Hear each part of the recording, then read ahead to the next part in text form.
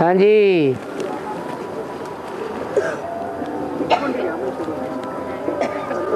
बाबा, मुक्ति जीवन मुक्ति प्रवृत्ति मार्ग से मिलता है। क्यों? मुक्ति जीवन मुक्ति प्रवृत्ति मार्ग से मिलता है। निवृत्ति मार्ग वालों को मुक्ति नहीं मिलती। तो प्रवृत्ति मार्ग में रहने के लिए बोला है। हाँ, वो तो बोला है। अभी नहीं रख दो। लेकिन निवृत्ति मार्ग वाले सभी धर्म हैं, देवी देवता सनातन धर्म को छोड़ करके सभी को मुक्ति मिलती है। लेकिन जीवन मुक्ति उनको एक जन्म की मिलती है, और जो देवी देवता सनातन धर्म के हैं उनको मुक्ति और जीवन मुक्ति दोनों ही मिलती है। और मुस्लिम समाज में हैं? मुस्लिम समाज में हाँ 786 एक प्रधान नंबर है। हैं? हाँ हाँ। उसका इम्पोर्टेंस क्या है? मुस्लिम धर्म में 7 नंबर जो है और 8 नंबर और 6 नंबर, इसका महत्व ज्यादा देते हैं। तीनों को मिला करके 786 होता है। बैठ जाइए। 7 को महत्व इसलिए देते हैं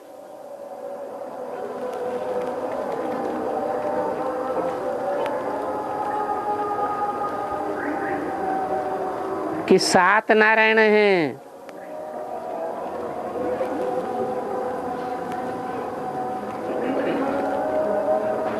जो इस्लाम धर्म के बाद आते हैं।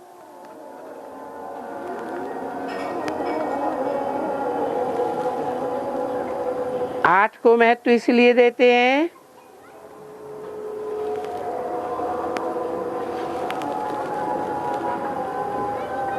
कि 8 फरिश्ते गाए हुए हैं मुस्लिम धर्म में। उनका मानना है जब कयामत होगी तो खुदा के तख्त को 8 फरिश्ते उठाएंगे।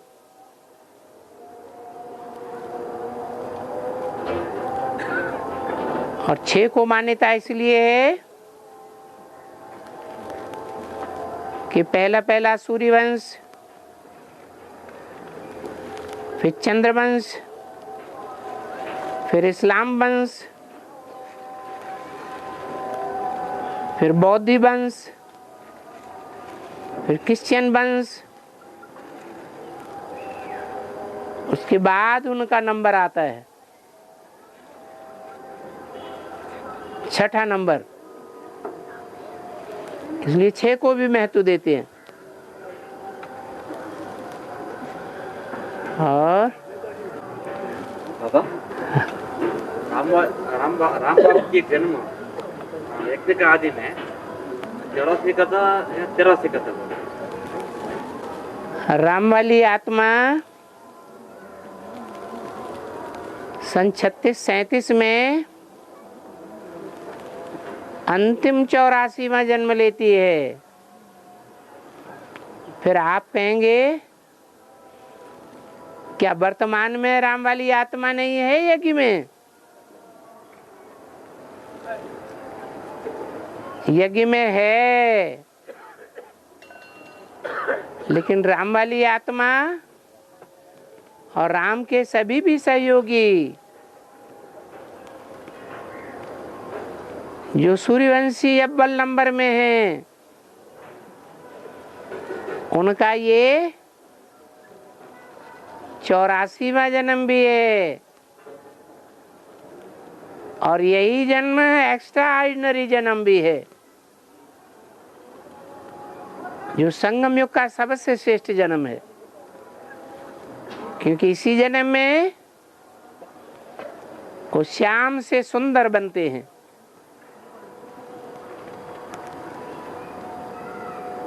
इसलिए एक्स्ट्रा ऑर्डिनरी जन्म है।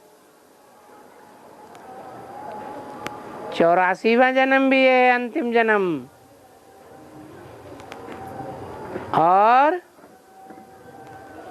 21 जन्मों में से पहला जन्म भी है, क्योंकि इसी जन्म में इसी शरीर से उनको संपन्न बनना है, इसलिए एक्स्ट्रा ऑर्डिनरी जन्म है। और एक मुरली का गीत है, दिन गवाया खा के रात गवाया सो के, इसका भेद का अर्थ? दिन है सतयुग त्रेता। सतयुग त्रेता में सिर्फ भोग ही भोग किया,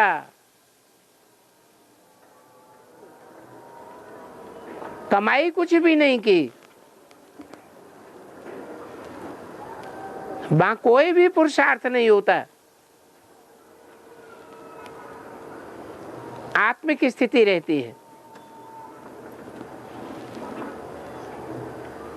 सुख ही सुख है, आत्मा सुख भोगती है। मन बुद्धि रूपी पेट का सुख है, तो ये गायन है। दिवस गंवाया खाए के, ये सतयुग त्रेता रूपी दिन है, ब्रह्मा का दिन, और द्वापर कलयुग रूपी रात है। इसमें आत्म की स्थिति भूल जाती है। इसलिए गीता में कहा है, या निशा सर्वभूतानां तस्याम जागृति संयमी। सब प्राणियों के लिए जो रात्रि है, आध्यात्मिक जीवन, उसमें संयमी पुरुष, योगी पुरुष जागरण करते हैं।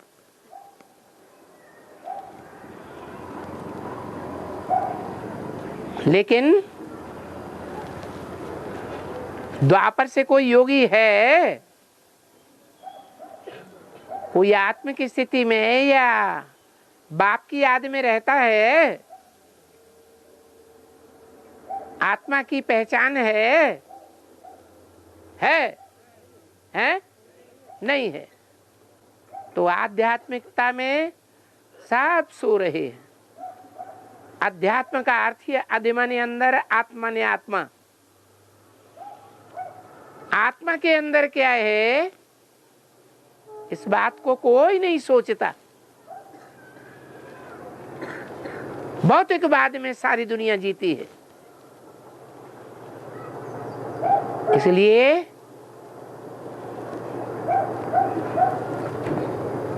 रात है, इस रात में सब अज्ञानता की नींद में सो रहे हैं।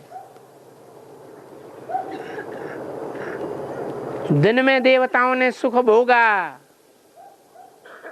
सुख का भोग लगाया।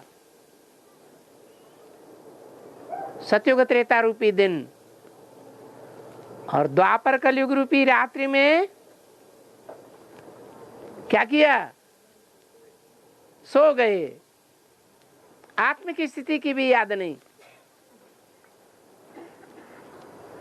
परमात्मा बाप को तो भूल ही गए, सर्वव्यापी कह दिया। ये बेहद का अर्थ है। तो भक्ति में स्वस्तिक में शुभ लाभ लिखते हैं सर। हाँ, भक्ति मार्ग में लिखते हैं शुभ और लाभ, और होता क्या जाता है जन्म जन्मांतर, अशुभ होता जाता है या शुभ होता जाता है। अशुभ होता जाता है। लाभ हो रहा है आत्मा को या हानि हो रही है? हानि हो रही। तो भक्ति मार्ग में कहते कुछ हैं, लिखते कुछ हैं और करते कुछ हैं, होता कुछ है। कहना कुछ है, करना कुछ है, सोचना कुछ और होना कुछ और। नर चाहत कुछ और है, होवत है कुछ और। उल्टा रास्ता है भक्ति मार्ग का। और शिव बाप ने बस बस दूसरों को भी टाइम दो। पिछले जन्म में जाना है तो संकल्प कैसा करके बैठ योग करना। बाबा कहते हैं बीती सो बीती, जो बीत गया उसको याद नहीं करना है। और आप कहते हैं पिछले जन्म में जाना है, ऐसे क्यों? देखना। हाँ, मुरली में आया है बल इंद्रिय से कर्म करे। हैं? मुरली में आया है बल इंद्रिय से कर्म करे। हाँ और बाबा ने बताया जहाँ जहाँ बल लगा शब्द वो कर्म न करे तो अच्छा। हाँ। तो मगर बाबा ये जो वाक्य है किसके प्रति बोला गया है और किस कर्म के लिए बोला गया है? शंकर को फॉलो नहीं करना है, उसका तो धंधा है। जो शंकर है वो लिंग है या लिंग में बिंदु है? वो लिंग है, चिन्ह है, वो शरीर रूपी लिंग है। जिस शरीर रूपी लिंग में परमपिता परमात्मा प्रवेश है, इसलिए मंदिरों में यादगार रखी हुई है। वो यादगार कर्म इंद्रियों से कर्म करना और मन बुद्धि से बाप को याद करना, ये उसी का पार्ट है। जिसका जो पार्ट है वो उसी को बजाना चाहिए। और करे तो डंडा बाजे, कोई और करेगा तो दंड का पात्र बन जाएगा, क्योंकि उस बात में संपूर्ण सिद्धि एक ही होनी है। और बाबा शिव बाप ने शंकर के द्वारा शिव बाबा का पाठ बजाया। नहीं, शिव बाप बिंदु का नाम है, शिव बाबा नहीं कहेंगे। शंकर के द्वारा वो शिव बाप है, बाबा नहीं। ब्रह्मा के द्वारा माँ का पाठ बजाया, ठीक है, इसलिए शिव माँ कहना पड़ता है।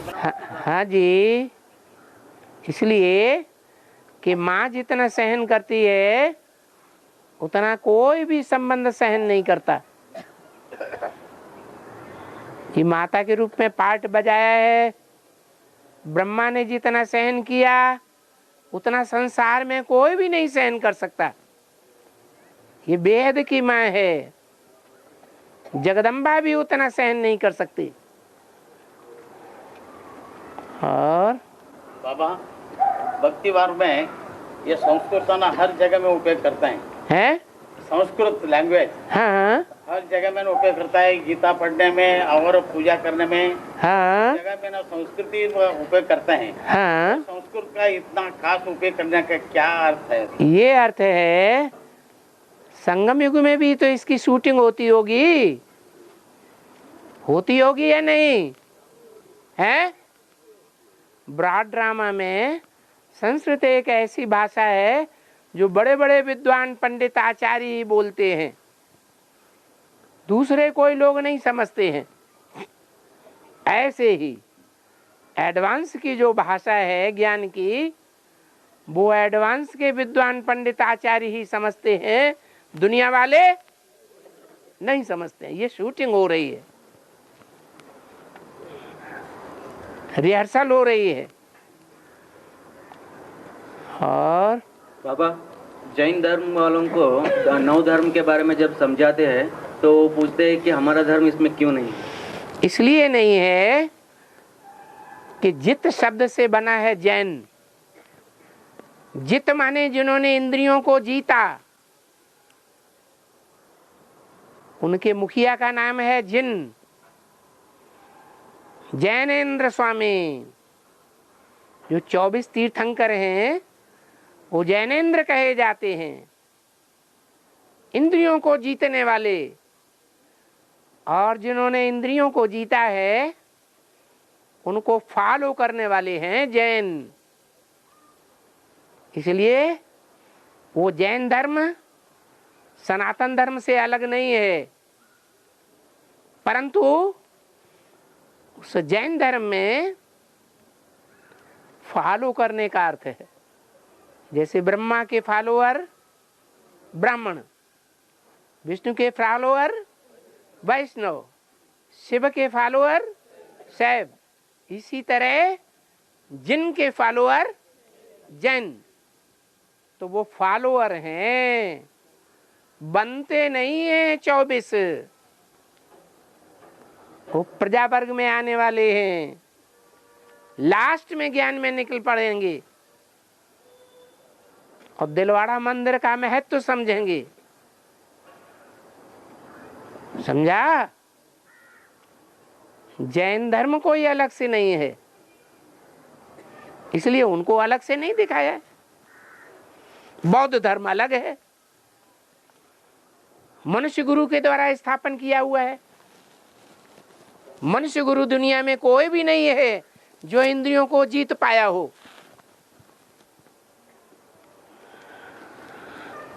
और बाबा ने मुरली में बोला एडवांस क्वालिटी वाला आदमी है। जोर से बोलो। बाबा ने मुरली में बोला, हाँ, एडवांस पार्टी वालों ने आपस में बात करना चाहते हैं और मजबूरी से आके मिलते हैं। हाँ, समझो। बाबा ने बोला है रुद्रमाला के मणके दिल से आपस में मिले हुए नहीं हैं, मजबूरी से मिले हुए हैं। क्यों? क्योंकि पास्ट जन्मों में जो रुद्रमाला के मुख्य मणके हैं 108 अथवा 16,108 जो राज परिवार के भांति हैं, वो सब आपस में मुठभेड़ करते रहे हैं। इन राजाओं ने आपस में लड़कर के भारत का सत्यानाश कर दिया। तो 63 जन्म की जो शूटिंग की है वो यहीं होनी है ना? कहाँ होनी है? संगम युग में ही होनी है। इसलिए ये ड्रामा में नूद है कि वो दिल से मिले हुए नहीं है, आपस में मजबूरी से मिले हुए हैं। आपस की बात छोड़ दो, बाप से भी दिल से मिले हुए नहीं हैं। अगर बाप से दिल से मिले हुए होते तो निश्चय बुद्धि होते, या आज निश्चय बुद्धि और कल निश्चय बुद्धि हो जाते? क्या होता है? सबको माया निश्चय लाती है बाप के पार्ट के ऊपर। कोई अगर ऐसा हो कि हमें बाप के ऊपर कभी अनिश्चय नहीं आया और नहीं आएगा, वो छाती ठोक करके बोलता हो तो हाथ उठाए।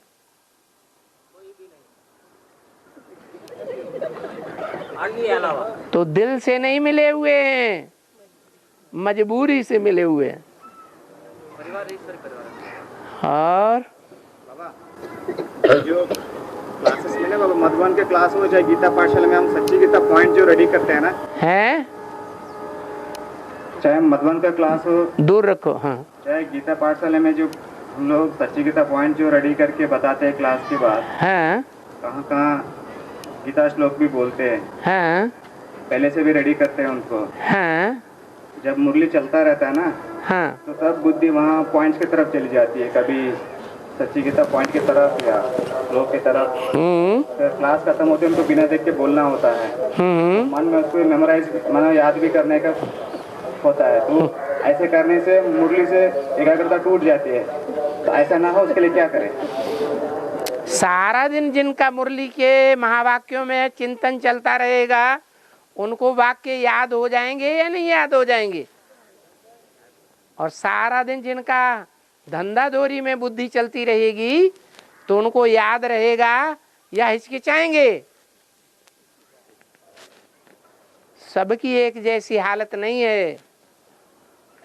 कोई की ऐसी हालत है कि धंधे दोरी में भले लगे हुए हैं मजबूरी से, लेकिन धंधो दोरी की बातों में उनका मन है नहीं लग रहा है। बाबा के महावाक्यों के मनन चिंतन मंथन में बुद्धि लगी रहती है। उनको वो पॉइंट याद करना, वो श्लोक याद करना बहुत मुश्किल नहीं है।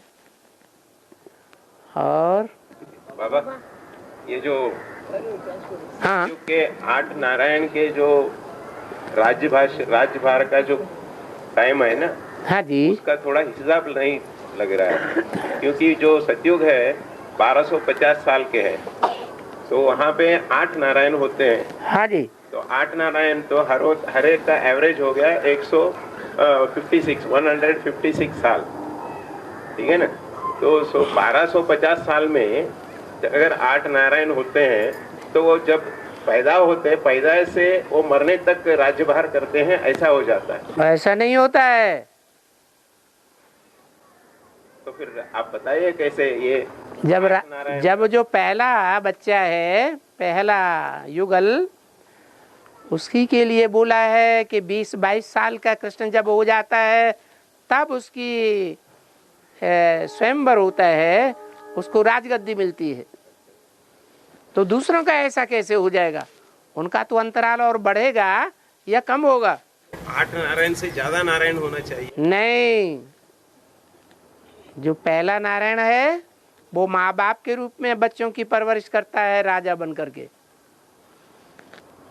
उस समय ऐसा चलता है, इसलिए ऐसा अंतर पड़ गया। नहीं बाबा, लेकिन ये जो 8 नारायण होते हैं सतयुग में, हाँ जी, तो ये 8 ही होते हैं, तो हर एक का तो 150-75 साल का वो। अरे राज्य नहीं होता है 100।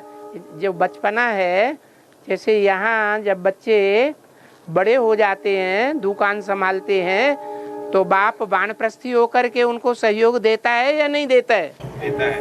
ऐसे ही वहाँ भी है। वहाँ भी हाथ में सत्ता जो है वो बाप के हाथ में रहती है। बाप ही गुरु के रूप में कार्य करता है। माना उसका जो जीवन का अंतिम क्षण तक वो रहता ही है। हाँ जी, नहीं, अंतिम क्षण तक नहीं रहता है। हाँ, तो फिर ये मतलब 8 से ज्यादा होना चाहिए ना वैसा, मतलब नारायण 8 से ज्यादा होने का सवाल ही नहीं। और ये तो एवरेज बताया है 150 वर्ष, बाकी ऐसा थोड़ा ही है कि 150 वर्ष ही हैं। शुरुआत में ज्यादा भी हो सकता है और लास्ट में 125 वर्ष के आसपास भी हो सकता है। नहीं, वैसे ही होगा ना, क्योंकि ऐसे ही होगा। हाँ, त्रेता युग में तो 125 साल की तो रहती। हाँ जी। तो ये वहाँ भी ऐसे ही चलता है। तो ये 1250 साल में कितने नारायण राज्यभार करते हैं? 8 ही करते हैं। वहाँ बचपना नहीं होता है, माना बचपना से ही उनका चालू हो जाता है। जैसे गाय का बच्चा पैदा होता है, पैदा होते ही उछल कूद करने लगता है, दौड़ने लगता है, ऐसे ही वहाँ बचपना नहीं होता है, बुढ़ापा नहीं होता है। हाँ, तो बचपन से ही उनका, बचपन से माँ बाप संभालते हैं उनके राज्य भाग को। और कर्नाटक में जहाँ जहाँ देखो जगन्नाचार्य मंदिर है, जगन्नाचार्य मंदिर है। जगन्नाचार्य वो बांध दिया कर्नाटक में। शंकराचार्य। ये जखन माने क्या? नहीं, नाम है जगन्नाचार्य। बाबा जी, बाबा ये नाम है जकणाचारी। जो मंदिर विंदिर जो बनाए हुए हैं यहाँ साउथ इंडिया में, हाँ। जो शिल्पी, जो स्थपति कहते हैं, वो बनाने वाले का नाम है जकणाचारी। जखन का अर्थ क्या है? जक्कन है दक्षिण, दक्षिण से वो जक्कन पैदा हुआ। दक्षिण आचार्य। हाँ, दक्षिण का जो आचार्य मानी स्थपति जो बनाते हैं, हाँ, वो नाम है जक्कणाचार्य। हाँ, ठीक है। कोई कोई कहते हैं वो एक था, कोई कहते हैं एक नहीं, उनका एक कुल था। हाँ, जैसे व्यास, जैसे व्यास की गद्दी चलती है, व्यास कोई एक नहीं था, ऐसे दक्षिणाचार्य भी एक नहीं, अनेक हुए हैं और उन्होंने मंदिरों की स्थापना की है। क्योंकि जो दक्षिण है वो भारत का विदेश है, और जो विदेश है उस विदेश में भक्ति मार्ग के क्रियाकांड ज्यादा होंगे या स्वदेश में ज्यादा होंगे? भक्ति मार्ग में ज्यादा कर्मकांड होते हैं, इसलिए यहाँ मंदिरों की संख्या बहुत है। वो अलग बात है बाबा। हाँ। एक ही दिन में वो बना कर जाता था, ऐसे इतिहास में है। वैसे कैसे? ये तो कथा कहानियां बना दी हैं, सुनी सुनाई बातों पे विश्वास नहीं करना चाहिए। बाबा वो रात में फिर वही सुनी वाली बात, रात में ऐसा दिन में वैसा। नहीं बाबा, द्वापर कलयुग रात है ना, उसी रात में वो मंदिर है। द्वापर कलयुग रात है ना। हाँ, द्वापर कलयुग रात है, लेकिन वो रात में भी दक्षिण का जो आचार्य है वो वास्तव में कौन माना जाता है शास्त्रों में? है? अरे भूल गए, सुब्रमण्यम स्वामी कार्तिकेय, वही दक्षिणाचार्य है।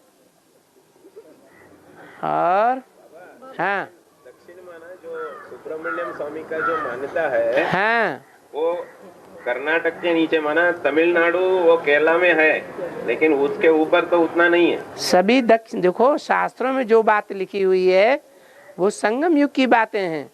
शास्त्रों में ये बात आई है कि शंकर जी ने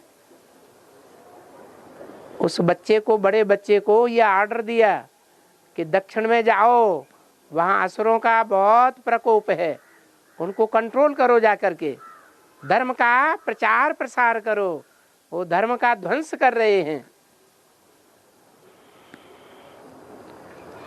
और बाबा ये माता जी है इधर एक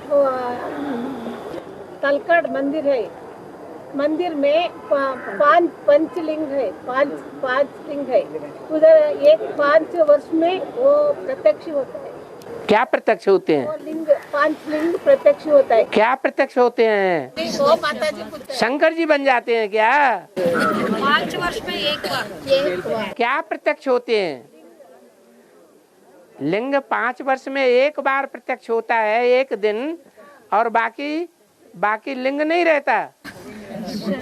दर्शन होता है उधर। किसका दर्शन होता है? शंकर जी का दर्शन होता है या शिवलिंगों का दर्शन होता है? शिवलिंग दर्शन होता है। और बाकी 365 वर्ष में 365 दिन में दर्शन नहीं होता है लिंग का? नहीं होता है, नहीं होता है, नहीं होता है। अभी मंदिर बना हुआ है, वहाँ वो 5 लिंग नहीं है। नहीं, दूसरा दिन है ना, वो सारा मिट्टी है ना, वो दबा के रखेंगे। तो मिट्टी को हटा के देख लो।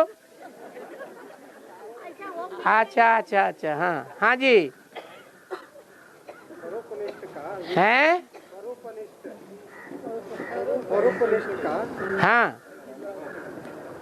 स्वरूपनिष्ठ का हाँ, विधि विधान माना क्या है?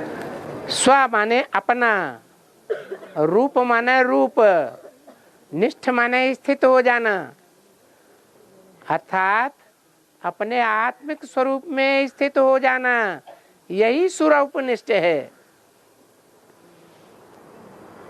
आत्मा का रूप क्या है? ज्योति बिंदु। उस ज्योति बिंदु रूप में स्थिर हो जाना, बाकी कोई संकल्प ना आए, दुनिया भी कोई संकल्प नहीं, ज्ञान का भी कोई संकल्प नहीं, एकदम ज्योति बिंदु आत्मा दिखाई पड़े लगातार, उसको कहेंगे स्वरूपनिष्ठ देवताएं। देवताएं स्वरूपनिष्ठ होते हैं, 24 घंटे उनको आत्मिक की स्थिति रहती। और नारी नरक के दारी, शिव बाबा नारी स्वर्ग के दारी। क्या गाथा गाई? शंकराचार्य बाबा वो माता जी बोल रहे हैं, शंकराचार्य बोले ना नारी नरक के द्वार, नरक का द्वार। हाँ शिव बाबा कहता है नारी स्वर्ग का द्वार खोलता हूँ, वो पूछ रहे। हाँ वो तो है, वो पूछ रहे। शंकराचार्य ने ऐसा कहा नारी नरक का द्वार, क्योंकि वो तो मनुष्य थे। जो मनुष्य हैं वो तो अपनी इंद्रियों को कंट्रोल नहीं कर पाते। जो भगवान है या भगवान जिसमें प्रवेश है वो अपनी इंद्रियों को कंट्रोल करता है, इसलिए ऐसा कहा। क्योंकि जो आदमी खुद फेल हो रहा है वो अपनी कमजोरी को बताएगा या दूसरे की कमजोरी बताएगा? अपनी कमजोरी छुपा लेते हैं और माताओं की कमजोरी उजागर करते हैं। वास्तव में माताओं को अबला बनाने वाले पुरुष हैं, नहीं तो शिव बाबा तो आकर के अबलाओं को सबला बनाते हैं, शिव शक्ति बनाते हैं। और बाबा रामायण ने बरसला वाल्मीकि है, रामायण ने बरसला वाल्मीकि और यार पूछ रहे हैं बाबा। हाँ रामायण लिखा है ना, वाल्मीकि कौन है वो कुछ किसका याद है? बाबा ने मुरली में बोला है अपने अपने शास्त्रों में अपनी अपनी महिमा लिख दी है। तो जो रामायण है वो किसका शास्त्र है? राम का शास्त्र है। तो राम वाली आत्मा ने वाल्मीकि के रूप में द्वापर में जन्म लेकर के अपनी ही महिमा उसमें लिखी है। कलयुग में वह तुलसीदास के रूप में जन्म लेकर के उन्होंने अपनी ही महिमा रख दी। ये राम वाली आत्मा के 2 जन्म बाबा के महावाक्य से क्लियर हो गए। और बाबा हाँ, कोई आत्मा को संदेश दे करके उसको एडवांस का मधुबन में कोर्स के लिए परमिशन लेते हैं तो डिटेल पूछते हैं, उम्र क्या, नाम क्या है, फिर ये भी पूछते हैं उनका संदेश किसने दिया। हाँ तो जो परमिशन पूछ रहा है अगर वही संदेश वाहक है तो वो उसको ये अच्छा नहीं लगता हमने संदेश दिया, क्योंकि बाबा बोलते हैं इस समय तो सेवा तो बाप दादा करते हैं। हाँ, तो उस समय जवाब क्या देना चाहिए? लेकिन निमित्त तो कोई बनता है। वो अपना नाम बिना अच्छा नहीं लगता, भले अच्छा नहीं लगता, लेकिन दूसरा अगर बोलता है तो सुनना तो पड़ेगा। हाँ जी, हाँ। शून्य मास वाले क्या है? आज के मूल्य में बोला है ना कि तुम बच्चे सब पुराने हो, हैं? तुम बच्चे सब पुराना लिस्ट में हो, फाइनल पेपर अचानक आने वाली है। हैं? क्या एडवांस की तरफ इशारा किया ना, वो वहाँ जब हाजिर हुआ था वो पुराने रुद्रमाला के मणके हैं, सूर्यवंशी पुराने हैं या चंद्रवंशी पुराने हैं, तो उन्हीं के लिए बोला है। और जो गुजरात वाले 15,000 उपस्थित है वो तो स्कूल में है ना, वो हैं? गुजरात वाले 15,000 जो हाजिर थे हाँ, तो वो स्कूल में है ना। एक बीज में कितने दाने निकलते हैं? बीज एक है और दाने कितने निकलते हैं उसमें से? तो वो सारे ही बीज के बच्चे हुए ना। जैसा बाप वैसे बच्चे। बीज छोटा होता है, उसका झाड़ बनता है तो विस्तार हो जाता है। तो इसीलिए बोला वहां विस्तार है और यहाँ बीज सार हैं। यहाँ के थोड़े और वहां के बहुत पावर में बराबर हैं। और बाबा हमारा एक भाई बोल रहे हैं वो मेडिटेशन करने के टाइम वो सिर के ऊपर वो पिरामिड रख के पिरामिड मेडिटेशन करे तो मेडिटेशन स्ट्रांग होता बोल रहे हैं। वो पिरामिड का रहस्य क्या है इसमें? वो हम भी टेस्ट किया है। वो पिरामिड में वेजिटेबल्स फ्रूट्स रखे तो 15 दिन तक एकदम ताजा रहता है। पिरामिड जो है वो आखिर में जाकर के बिंदु बन जाता है ना। पिरामिड आखिर में जाके क्या बन जाता है? बिंदु बन जाता है। तो ये पिरामिड है। आपके जो वाइब्रेशन है वो चारों तरफ जो दुनिया में फैलते हैं, दक्षिण में, पूरब में, पश्चिम में, वो वाइब्रेशन सारे एकाग्र होकर के पिरामिड बनाते हैं, इसलिए उनमें पावर आ जाती है, बिंदु में एकाग्र हो जाते हैं। उस बिंदु से आपको भी पावर मिलती है। वो बिंदु हमारा बाप है जो सदा ऊपर रहता है। और बाबा 1947 में शिव बाप ने ब्रह्मा के बदले 5 साल का वीरेंद्र देव दीक्षित में प्रवेश करके गीता सुनाने, तो ये बीके और पीबी के 2 चढ़े नहीं होते थे। ये सब तुम्हारी मन की गणंत है। मनगढ़ंत बातों को सुनना नहीं चाहिए, सुनाना नहीं चाहिए, इसका कोई प्रूफ नहीं है। और शिव बाबा के बच्चे बिना प्रूफ और प्रमाण के कोई बात मानने के लिए तैयार नहीं होते। आगे ये अभी अखबारों में कोई लेख लिखना चलेगा या नहीं? क्यों नहीं चलेगा?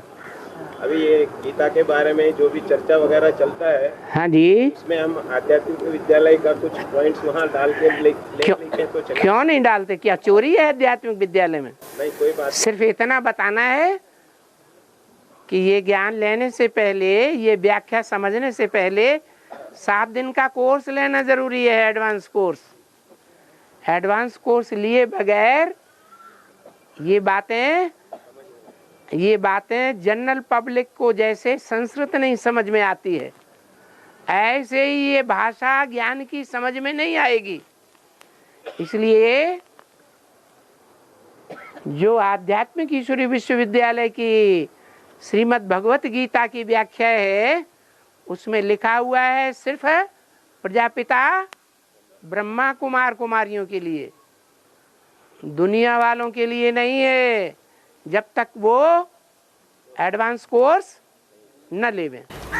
तो उसमें नाम आध्यात्मिक विद्यालय का डाल सकते हैं क्या? अपना नाम डाल? आपकी जैसी इच्छा हो वैसा करिए।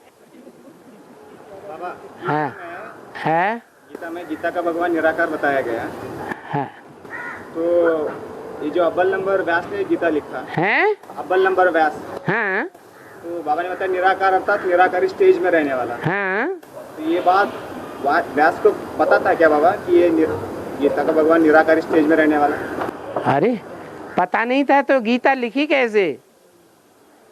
और निराकारी स्टेज में रह करके ही तो लिखी है, तभी तो उसमें इतनी सच्चाई है। एक एक वाक्य में, एक एक शब्द में सच्चाई है। और गीता तो पहला शास्त्र है, सर्वोपरि शास्त्र है, सर्वशास्त्र शिरोमणि गाई हुई है। गीता के एक एक श्लोक बाबा की वाणी से मिलते जुलते हैं। वो पहला शास्त्र है। और शास्त्र तो गीता के बाल बच्चे हैं, गीता माई बाप है। वेदवाणी से पहली व्याख्या वेदवाणी की गीता में निकली। और वही जो क्वेश्चन का क्लैरिफिकेशन है, आर्टिकल्स जब हम लिखते हैं तो पेपर पे, तो वो लोग पूछते हैं कि कुछ आर्टिकल लिख के दे दो, तो उसमें हमारा मनमत भी थोड़ा मिक्स हो जाता है ना। हाँ जी, तो इसलिए हम आध्यात्मिक ईश्वरीय विश्वविद्यालय का नाम लिखना है क्या हमारा नाम है, ये बहुत बड़ा क्वेश्चन हो जाता है। आप अपना ही लिखिए। आपने मिक्स किया है तो आप ही लिखेंगे, कोई दूसरा लिखेगा? मिक्स मतलब बाबा हमारा नॉलेज शेयर किया हुआ रहता है उसमें, है हमारा अंदर जो रहता है नॉलेज उसको शेयर किया। जो आपने मनन चिंतन मंथन किया, वो आपने चबाया, वो आपका हो गया। आपने रोटी का निवाला चबाया और चबाने के बाद उसका जो रस निकला वो आपका खून बन गया। इसलिए आप अपना नाम दे सकते हैं चाहें तो रेफरेंस में आध्यात्मिक ईश्वर विश्वविद्यालय का नाम लिखें तो कोई आपको रोकेगा थोड़े ही, लेकिन उसमें गलतियां जो रह जाएंगी उसके लिए जिम्मेवार कौन होगा? लिखने वाला होगा। और बाबा त्रेता का राम सीता 8वां नारायण का बच्चे होता है ना? हाँ जी, होता है। बच्चा 8वें नारायण का नहीं होता है, बच्चा पहले नारायण का होता है जो 8वें जन्म में जाकर के कोई साहूकार बनता है बड़ा, उस बड़े साहूकार का बच्चा होता है। नारायण की तो वो गद्दी छीन लेता है, ले लेता है लॉन में, इतना लॉन देता है कि लॉन में वो गद्दी वापस आ जाती है। इसको शूटिंग होती है संगम युग में। और बाबा ने मुरली में बोला खंडात्मा अखंडात्मा है, खंडात्मा अखंडात्मा, खंडित आत्मा अखंडित आत्मा, अक्षर है उसका अर्थ और अक्षर है। इस दुनिया में 2 प्रकार की आत्माएं काम करती हैं। एक क्षर, क्षर माना क्षरित होने वाली, खंडित होने वाली, और एक अक्षर है जो अविनाशी है, जो कभी क्षरित नहीं होती है। जैसे शंकर में शिव, वो कभी क्षरित नहीं होता है। एक है अखंड और बाकी सब आत्माएं हैं खंडित होने वाली, डिस्चार्ज होने वाली। और ब्रह्मा से जीवन मुक्ति और शंकर से मुक्ति होता है। ब्रह्मा से जीवन मुक्ति और शंकर से मुक्ति होता है। ब्रह्मा है कहाँ? अरे ब्रह्मा कहाँ है? अरे हवा में बातें करते हो। एक ही परमपिता परमात्मा है जो हमको मुक्ति और जीवन मुक्ति देता है। उसका नाम है परम ब्रह्म, छोटा मोटा ब्रह्म नहीं। कैसा ब्रह्म? परम ब्रह्म। उसे परमेश्वर कहते हैं। बाबा जो एक श्लोक में जो आता है ना, इंद्रियाणी पराण्याहु, है जी, इसमें जो अंत में जो है बुद्धि से परे जो है वो है। हाँ। का अर्थ ये भी लगाते हैं कोई कि वो आत्मा है, परमात्मा के बारे में कोई लिखते नहीं, तो असल में उसका अर्थ वही है ना। अरे परमात्मा बुद्धि है, उनका बुद्धि है ना। जो हीरो पार्टधारी है, परम पार्टधारी है, वो बुद्धि है, तीसरा नेत्र है। अच्छा, वही उसको तीसरे नेत्र के रूप में दिखाया है। बुद्धिमानों का बुद्धि जो, हाँ, और जो बुद्धिमानों की भी बुद्धि है वो है। बुद्धिमान दुनिया के जो लोग हैं उन्होंने एटम बम बनाया है, लेकिन उन एटम बमों को फोड़ने की ताकत उनमें नहीं है। उनका भी बुद्धिमान वो है जो हर हर बम बम।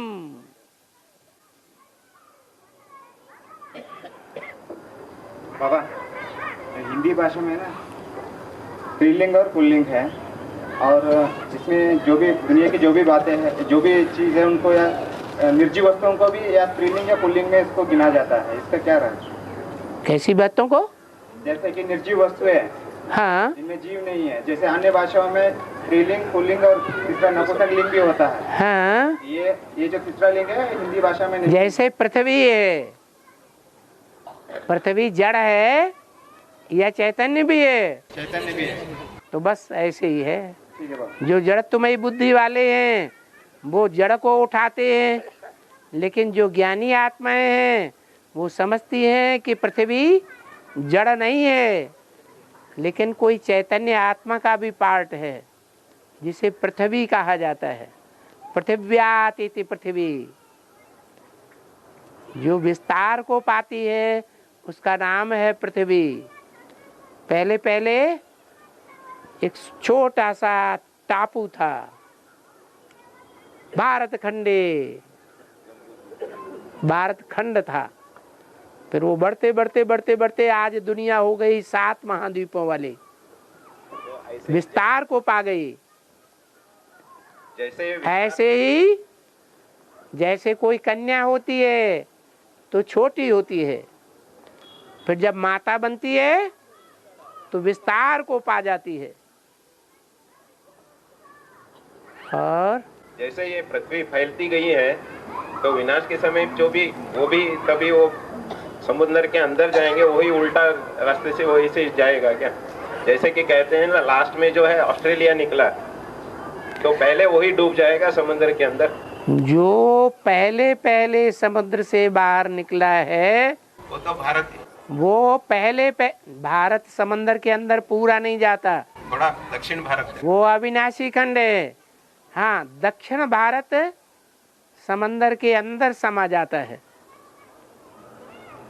इसलिए दक्षिण भारत भारत का विदेश का है, बाद में निकलता है और पहले डूब जाता है। मतलब सारी जो खंड है वो ऐसे ही उल्टा रास्ते से, जैसे कि लास्ट में ऑस्ट्रेलिया निकलता है। हाँ जी, और सबसे पहले वही डूब जाता है, वही डूबेगा। और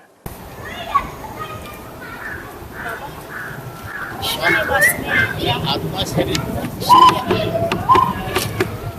शून्य मास माना क्या है? शून्य मास। शून्य मात्र का मतलब है जिसकी कोई लंबाई चौड़ाई न हो। शून्य मास, शून्य मात्र महीना मास, महीना सूर्य मास। महीना ये हिंदी की भाषा नहीं है, पंचांग में आता है शून्य मास बोलो, शून्य मास। जैसे 12 मास जो होते हैं ना, उसमें एक को शून्य मास कहते हैं। और जहाँ से वर्ष शुरू होता है वो शून्य हो गया। और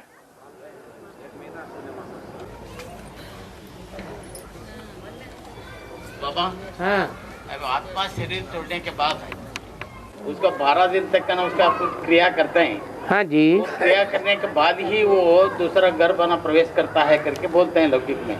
वो सच है? इसका मतलब ये है क्रिश्चियन से 12 दिन का ऐसा प्रोग्राम करते हैं क्या? मुसलमान ऐसा प्रोग्राम करते हैं क्या? इस्लामी बौद्धि ऐसा प्रोग्राम करते हैं क्या कि उनका कर्मकांड दूसरे प्रकार का है?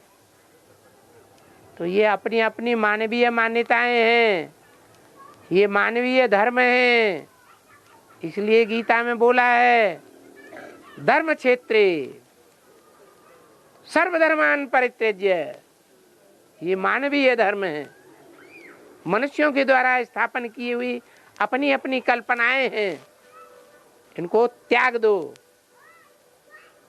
हिंदू धर्म,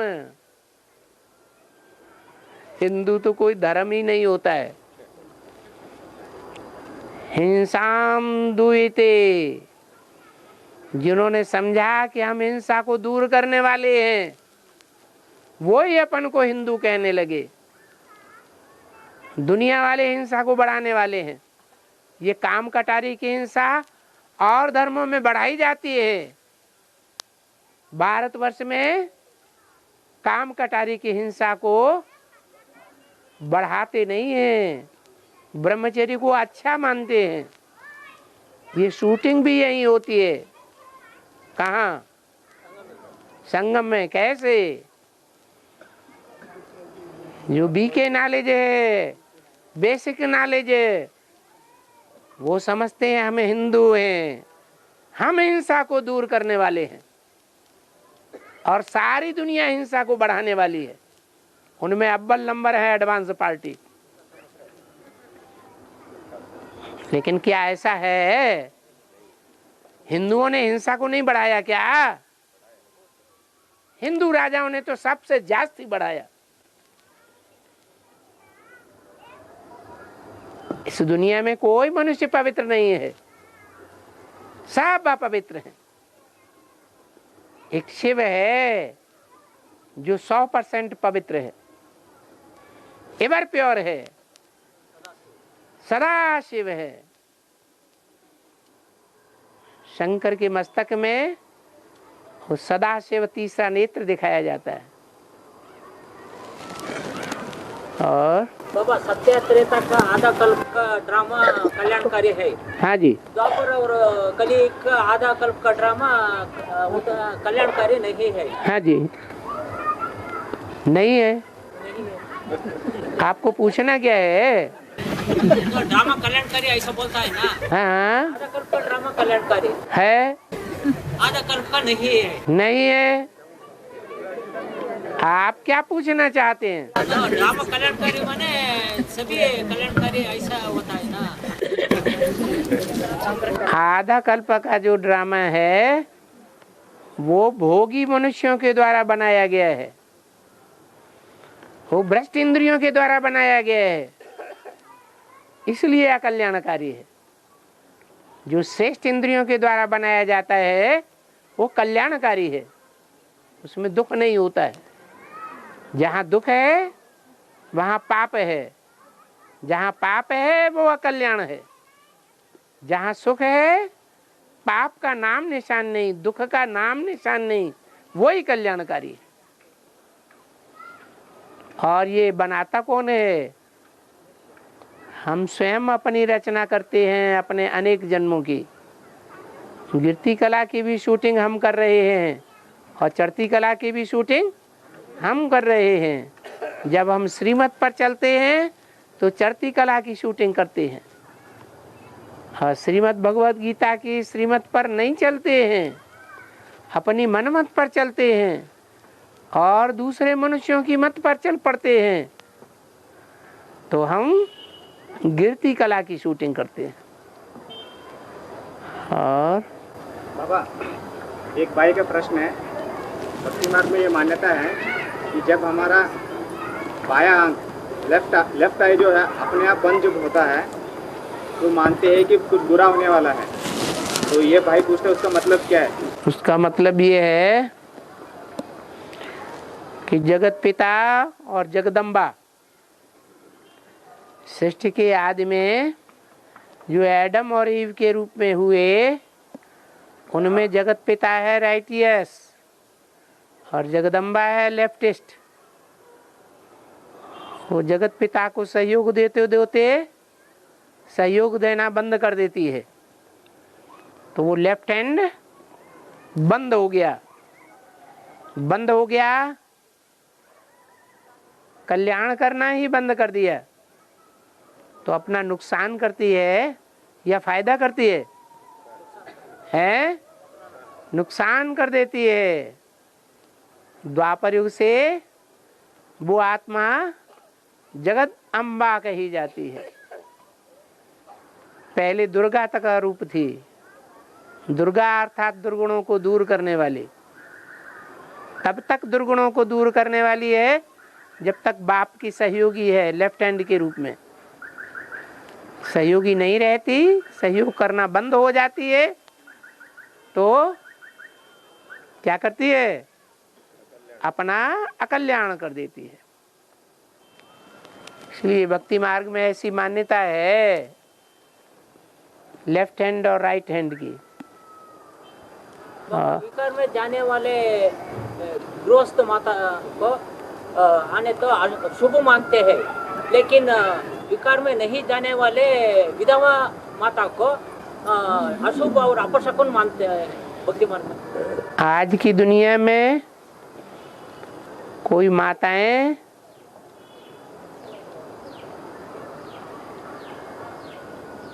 पवित्र रह पाती हैं कन्या के रूप में? विधवा माता आंखों से अपवित्रता होती है या नहीं है? और बाबा कहते हैं 10, 20, 50 भूलें तो तुम बच्चे रोज ही करते होगे। तो जो ज्ञान में चलने वाले हैं 10, 20, 50 भूलें रोज करते हैं, तो जो अज्ञान में चलने वाली विधवा माता है उससे भूल नहीं होगी?